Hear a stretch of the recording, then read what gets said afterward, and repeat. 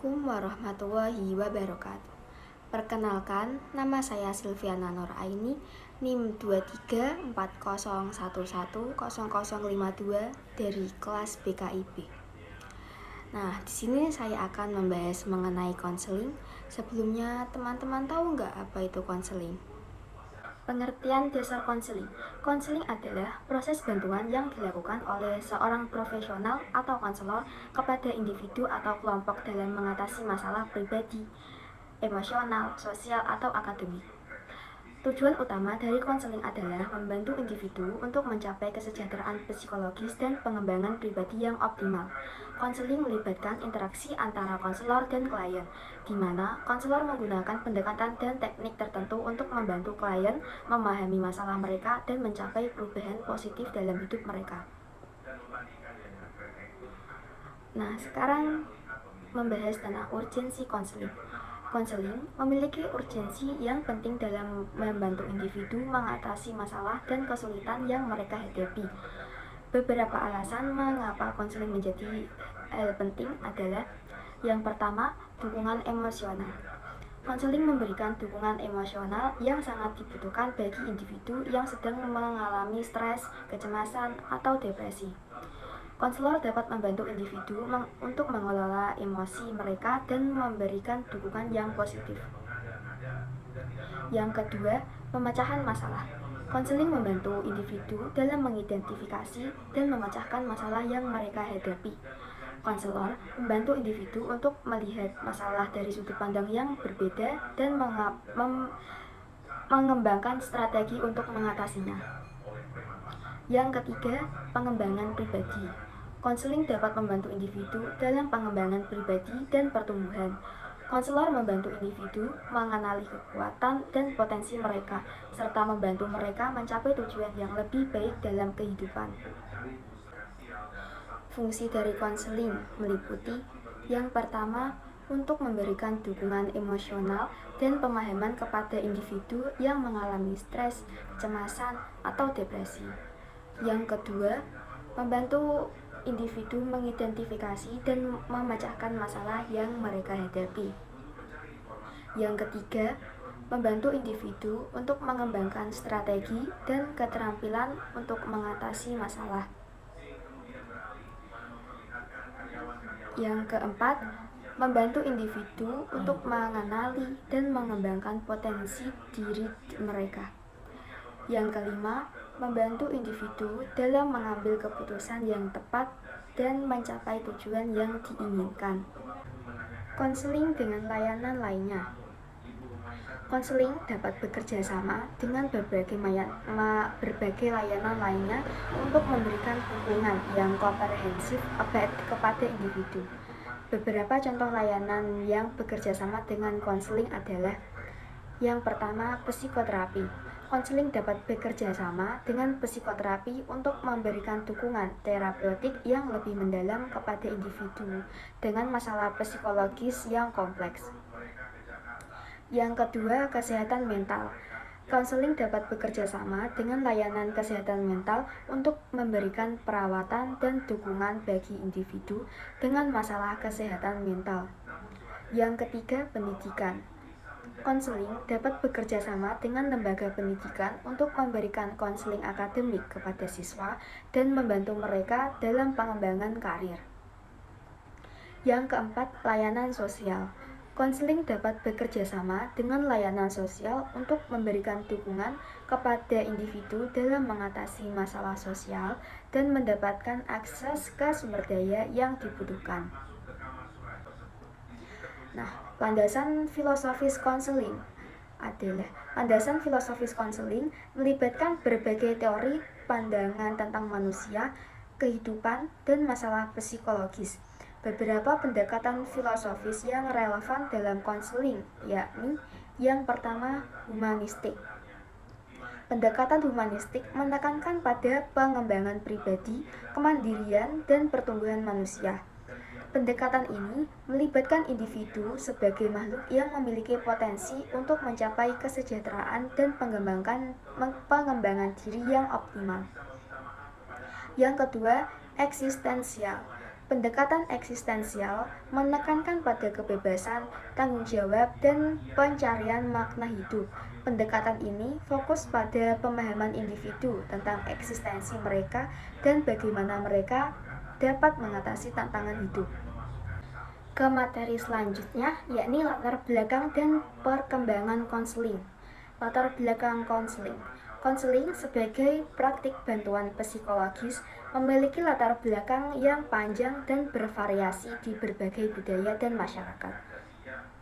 Beberapa aspek penting dalam latar belakang konseling. Yang pertama, sejarah kuno. Praktik konseling dapat ditelusuri kembali ke zaman kuno, di mana orang mencari bantuan dan nasihat dari pemimpin agama, pendeta, atau tokoh bijak dalam menghadapi masalah pribadi dan sosial. Yang kedua, perkembangan ilmu psikologi. Perkembangan ilmu psikologi sebagai disiplin ilmu modern memberikan kontribusi penting dalam pengembangan konseling. Dalam abad ke-20, psikologi mulai mengeksplorasi dan mengembangkan teori dan metode yang berkaitan dengan konseling. Seiring berjalannya waktu, bidang konseling semakin berkembang dan mencakup berbagai spesialisasi seperti konseling keluarga, konseling pernikahan, konseling karir, konseling taruna, dan masih banyak lagi. Konselor juga mulai bekerja di berbagai setting seperti sekolah, rumah sakit, lembaga masyarakat, dan swasta. Yang kelima, pendekatan multikultural. Pada akhir abad ke-20 dan awal abad ke-21, kesadaran akan pentingnya pendekatan multikultural dalam konseling semakin meningkat. Konselor dihadapkan pada kebutuhan untuk memahami dan menghormati keberagaman budaya, nilai, dan norma dalam praktik konseling. Yang keempat, teknologi dan konseling online.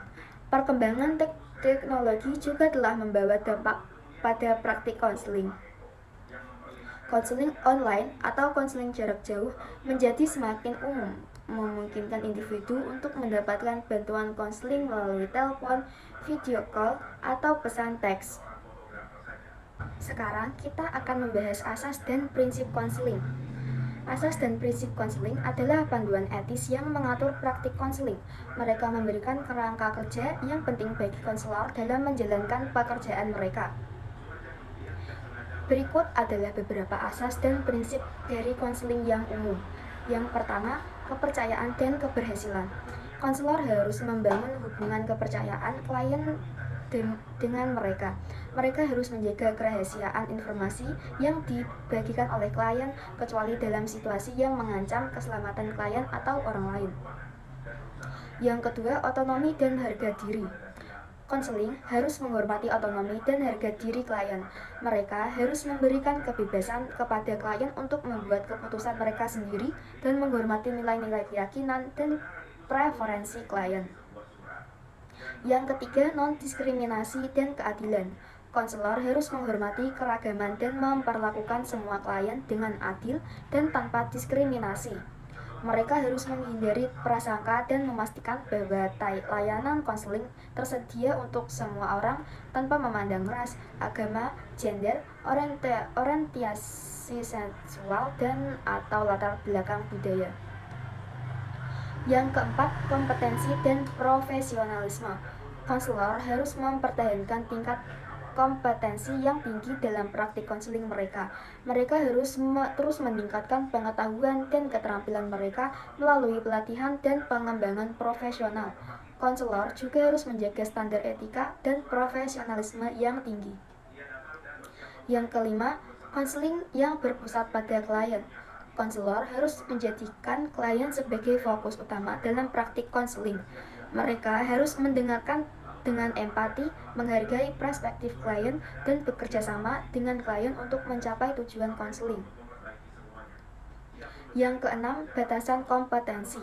Konselor harus mengenali batasan kompetensi mereka dan hanya melakukan praktik konseling dalam area di mana mereka memiliki pengetahuan, keterampilan, dan pengalaman yang memadai.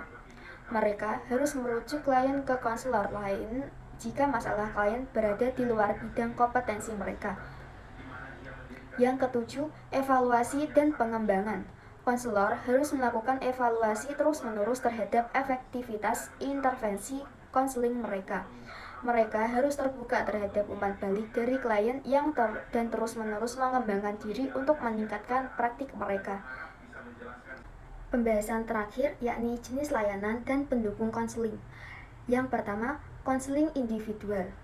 Layanan konseling individual melibatkan interaksi antara seorang konselor dan seorang klien secara individu. Tujuan dari konseling individual adalah membantu klien dalam mengatasi masalah pribadi, emosional, sosial, atau akademik yang mereka hadapi.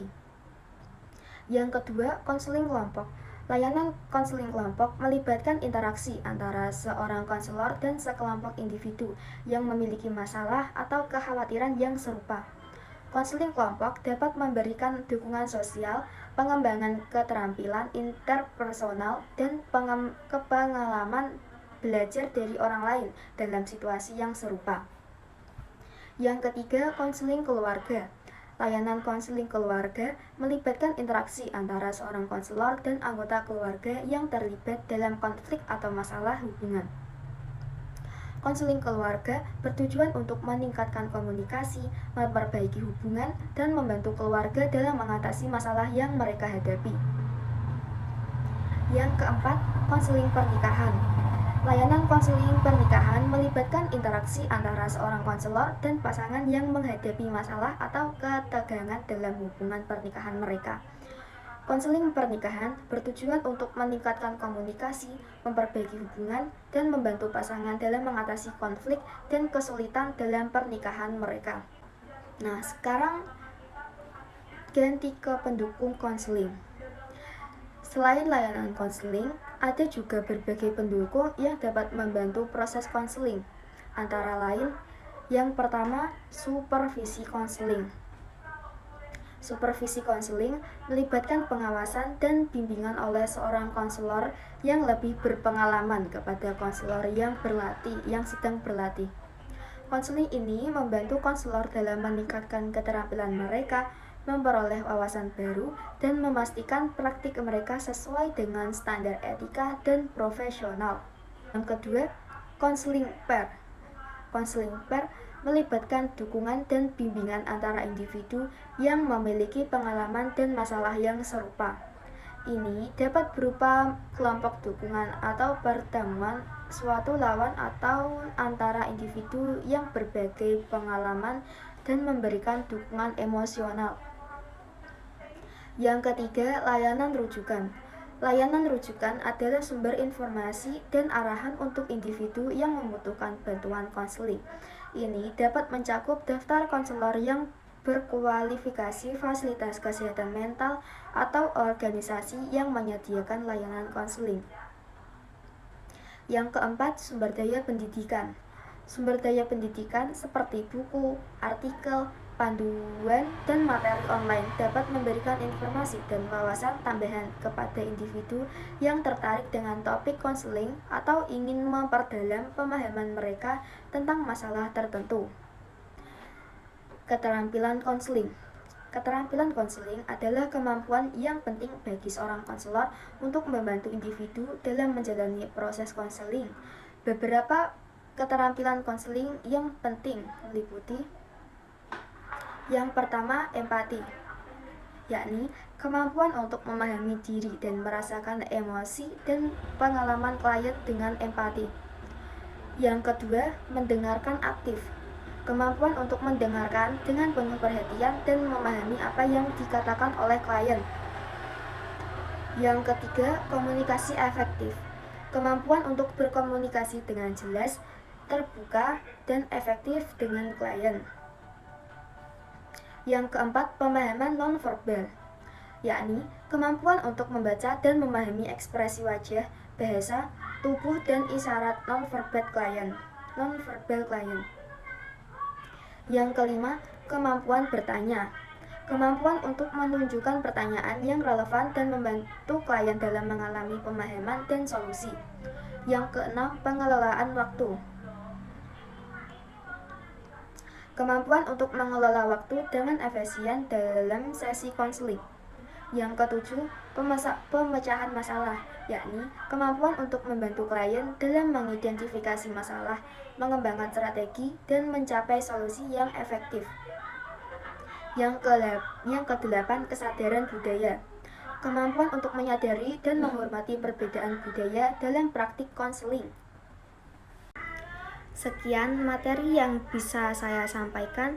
Apabila ada kesalahan, mohon dimaafkan. Wassalamualaikum warahmatullahi wabarakatuh.